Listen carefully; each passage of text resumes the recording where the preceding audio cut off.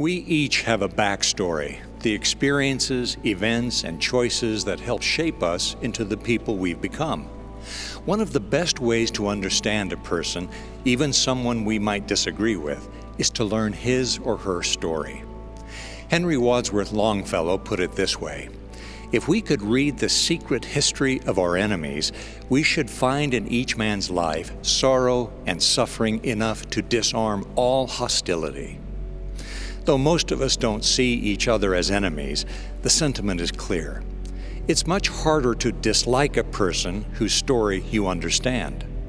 For example, one man seemed to have a hard time connecting with other people.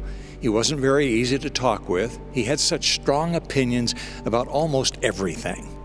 Many people found him off-putting or tiresome.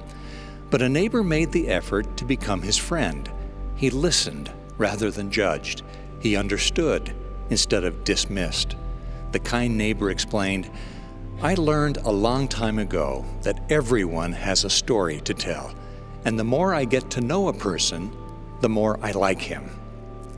This experience has played out countless times in countless places. Perhaps you've lived it. It begins when you open your heart enough to say to someone in so many words, "Tell me your story," and then truly listen. You will hear some stories that will surprise you, others that will inspire and humble you. As we listen with empathy and compassion, we come to see others much as we should see ourselves, some strengths and weaknesses, some successes and setbacks, some shining moments when we were truly our best selves, along with some mistakes and regrets. Insignificant differences between us begin to wash away, leaving the common experiences, hopes, and desires that unite the human family. Of course, some meaningful differences will most likely remain, but it will hardly seem worth ruining a potential friendship over them.